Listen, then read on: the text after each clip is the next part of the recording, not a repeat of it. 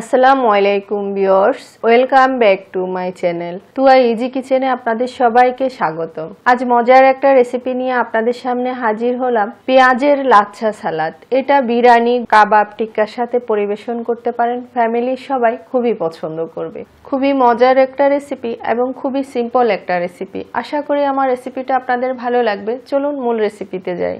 এখানে আমি 5টা পেঁয়াজ নিয়েছি আর নিয়েছি সামান্য ধনিয়া পাতা আর 2টা কাঁচামরিচ। এখন আমি পেঁয়াজগুলো ছিলে নিয়েছি। আর পেঁয়াজ চেষ্টা করবেন বড় থেকে নিতে এবং গোল গোল থেকে নিতে, এতে করে পেঁয়াজের রিংটা এবং লাচ্ছাটা সুন্দর আসবে। খুবই মজার একটা রেসিপি এটা। বিরিয়ানি, গরুর মাংস এবং যে কোনো কাবাব, টিক্কার সাথে এই সালাডটা খেতে খুবই ভালো লাগে। পুরো রেসিপিটা ফলো করে একবার তৈরি করে দেখবেন, আশা করি ভালো লাগবে। আর আমার রেসিপিটা যদি ভালো লাগে লাইক, কমেন্ট, শেয়ার করবেন, আমার চ্যানেলটি সাবস্ক্রাইব করবেন, আমার পাশে থাকবেন, অনুরোধ রইল সবার কাছে। তো দেখতে পাচ্ছেন আমি পেঁয়াজ ছিলে নিয়েছি। আর পেঁয়াজ দেখবেন এরকম যেন রিং হয়, গোল হয়, এই পেঁয়াজগুলো নেবেন। আর এরকম দুই মুখো পেঁয়াজগুলো নিবেন না, এগুলোতে রিংটা সুন্দর আসবে না। এটা দেখতে পাচ্ছেন এরকম পেঁয়াজগুলো নেবেন। তো আমি সবগুলো ছিলে ধুয়ে নিয়েছি পেঁয়াজগুলো। এখন আমি পেঁয়াজগুলো কেটে নিব। একটু মোটা মোটা করে, গোল গোল করে এভাবে কেটে নিতে হবে। বেশি পাতলা করলে আবার রিংটা ভালো হবে না। একটু যেন মোটা থাকে হালকা, দেখে হয়তো বুঝতে পারছেন। দেখতে পাচ্ছেন এই যে রিংটা এরকম হবে। তা আমি এখন সবগুলো এভাবে রিংগুলো খুলে নিচ্ছি। দেখুন, আর যে ভিতরে যে অংশটা, ছোট অংশটা থেকে যাচ্ছে, সেটা আমি এক সাইডে রেখে দিচ্ছি। এটা যে কোনো তরকারিতে পরে ইউজ করে ফেলা যাবে। এটাকে অনেকে রিং সালাদ বলে, আবার লাচ্ছা সালাদও বলে। তো দেখতে পাচ্ছেন এভাবে আমি সবগুলো খুলে নিয়েছি। দেখতে পাচ্ছেন এখন আমি এগুলো একটা বাটিতে উঠিয়ে নিচ্ছি।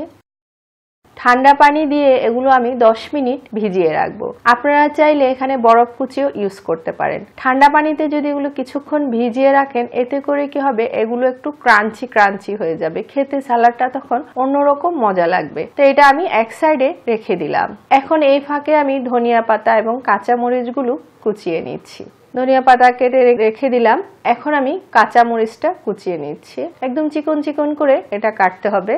আর একটা লেবু কেটে নিচ্ছি। তো আমি সব কেটে নিলাম। আর এখানে একটা বড় বাটি নিয়েছি। এখন আমি পেঁয়াজগুলো পানি থেকে উঠিয়ে নিচ্ছি। পানিটা ভালো করে ঝেড়ে নিতে হবে, পানি যেন না থাকে। দেখতে পাচ্ছেন ঠান্ডা পানিতে ভিজিয়ে রাখার কারণে এটা কি সুন্দর একটা ক্রাঞ্চি ভাব চলে এসছে। আর কালারটাও একটু চেঞ্জ হয়েছে। দেখতে পাচ্ছেন, দেখতে কি সুন্দর লাগছে।